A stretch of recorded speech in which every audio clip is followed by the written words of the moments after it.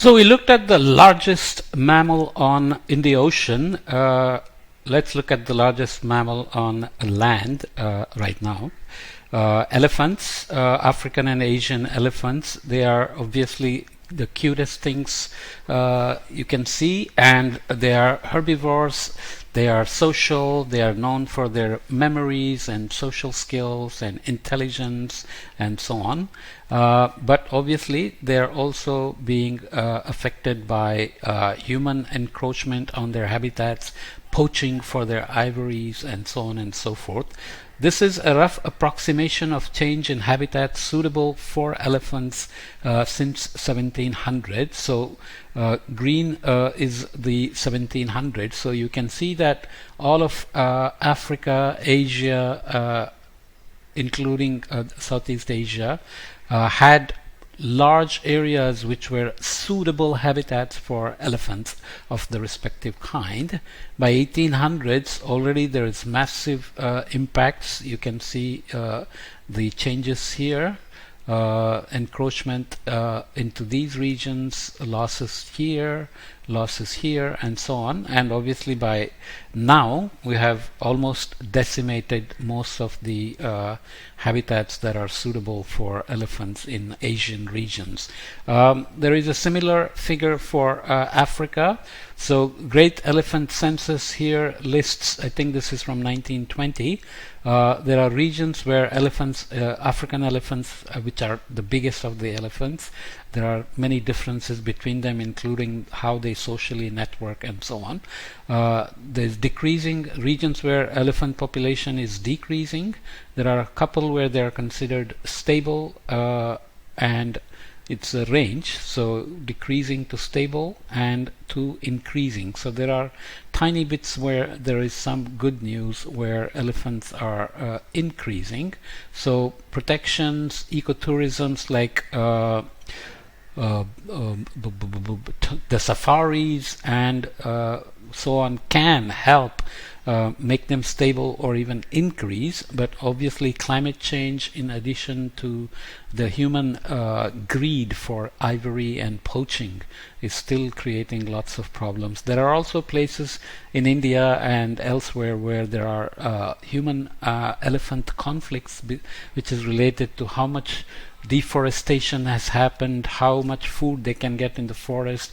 Let's say during an El Nino, when there is a drought, they may attack the agricultural land more for food because there is less food in the jungles and so on and so forth. Okay, comes down to basically reducing the habitats for them. So climate change and population is a complicated issue because it depends on per capita consumption, not necessarily the total population. But the encroachment on habitats is almost always directly related to the population size of humans, so we have to worry about those things. Elephant poaching in select regions confirmed by the Wildlife Protection Society of India between 2006 and 2017. You can see documented elephant poachings. There has been ups and downs, but let's hope there is some sort of a trend that we are headed down. The mental models of poachers, the demand for the products that drives poaching, and lack of enforcement and so on can be a complicated socioeconomic issue, but nonetheless there are efforts being made. In South Africa, elephant poaching from 1980 to 2020, so longer time scale time series data, but you can see that seem to have disappeared for a while, at least in terms of the data that's available. So from the high in the 1980s it seemed to kind of drop off, but now it seems to be back. Let's hope this is a real change. But on the other hand, one has to also worry about how slow frequency changes in climate and their effect on vegetation, livelihoods, etc. may be driving poaching as well. So there may be other factors that are complicating the relation between poaching variability over time, and so on. Coming to ecosystem services, elephants can find water, especially you can find some very nice shows on National Geographic and Animal Planet which show in Africa how during the dry season elephants are able to find water and help other animals along the way. They're also able to find sodium, which helps other animals, and their dung, which not only spreads seeds very widely, as we will see, it's also a major food source, just like the whale poop in the ocean. So dung beetles and butterflies here on piles of elephant dung obviously are rich source of food for many species, including insects and worms. Looking at elephants' role in forest carbon, all living things are made of carbon and thus serve as carbon reservoirs throughout their lifespans. The larger and more long-lived animals, the more carbon is stored. This we saw also in the case of whales. Forest elephants' fecal material fertilizes plants, very similar to whales in the ocean. While moving through the forest and foraging for food, elephants reduce the density of smaller trees and plants, leading to an increase in the proportion of larger trees, which leads to more carbon being stored in the forest. So there is a ecosystem dynamics there that we think elephants trample through vegetation, but that actually has a way of recycling carbon and making room for bigger plants. Forests sequester carbon by capturing carbon dioxide from the atmosphere and transforming it into biomass through photosynthesis, which we know. But if we look at the range of the elephants and their biomass, obviously you expect that the body size to home range relationship for selected mammalian forest seed dispersers in the Congo Basin is something that can be scientifically explained.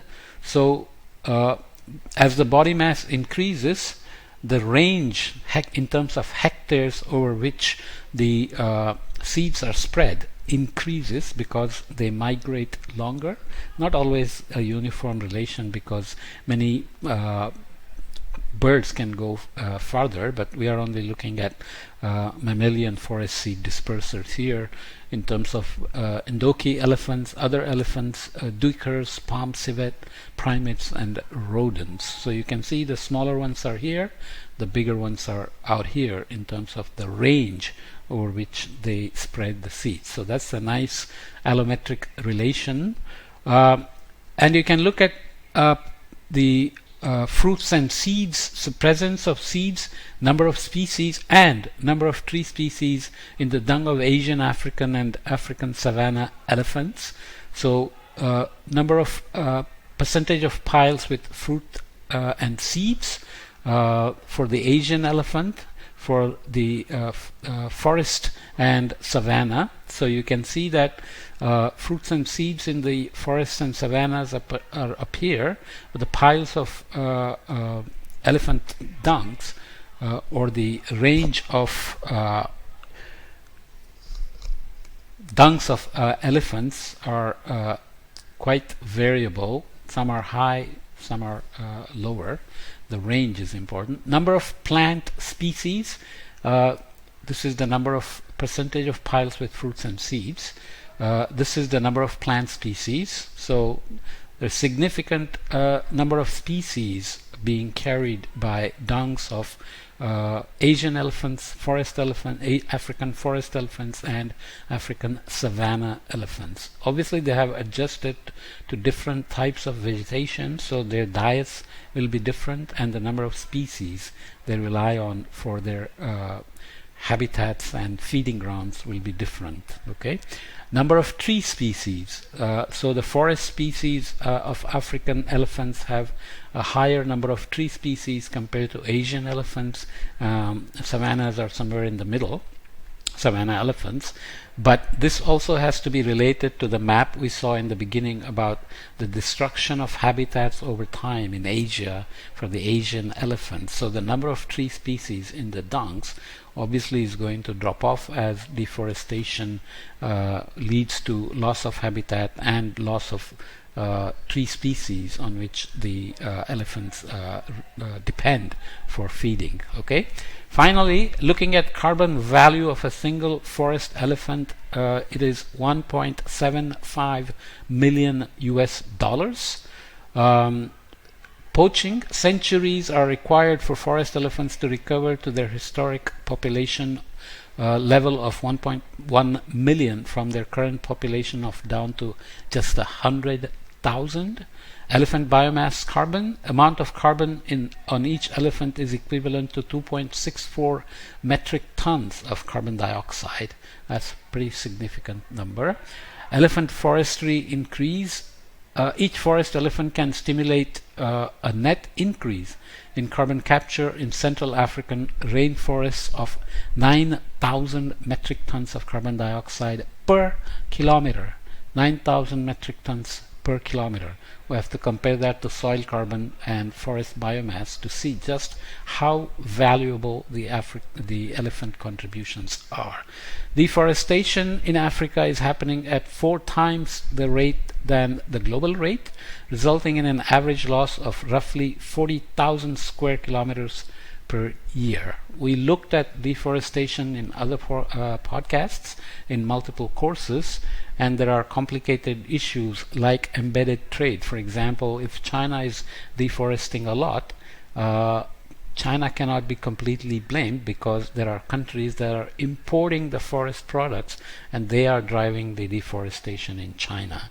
And altogether we are affecting natural climate solution providers like elephants. This is the same for the oceans, of course, with all the whaling, but also ocean warming, acidification, circulation changes, wind changes, and so on that drive ecosystem changes and affect the entire food web, including big mammals like whales. Okay, so I thought it would be nice to go through these just to get a sense of just how incredible it is to restore, protect and increase the number of whales and elephants, if not for their beauty, at least for their ecosystem services and for their nature-based climate solution aspect that we looked at here. Okay.